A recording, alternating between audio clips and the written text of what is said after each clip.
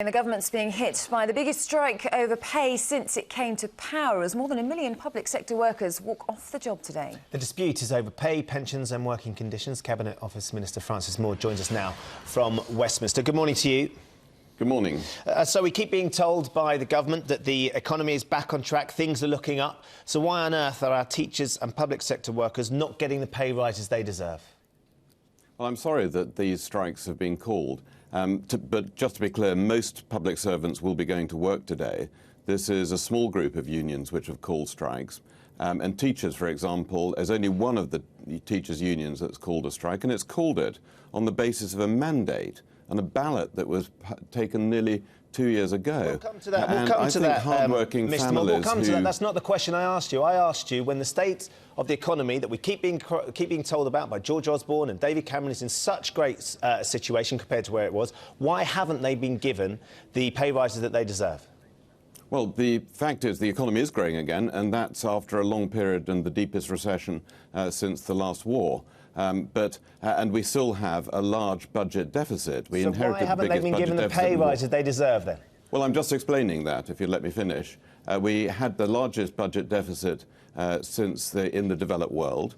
We were having to borrow £1 out of every 4 just to keep the lights on. And so pay restraint was incredibly important and continues to be, because we still have a budget deficit that's too big. We cannot afford to be mounting up debts ever larger for our children and our grandchildren to have to pay off. So pay restraint is essential. It remains the case that well, let me finish. It remains the case that public sector pay has risen since the Great Recession by more than pay in the private sector, and we've protected the lowest paid public sector workers, people earning below £21,000, from the pay freeze, and so pay has risen. But actually, during these times, it's essential that we continue to exercise restraint so that we can actually come through this both with an economy stronger and with public services being protected. Why is it fair that these workers are bearing the brunt of it? They're doing essential frontline services, teachers, firefighters, carers.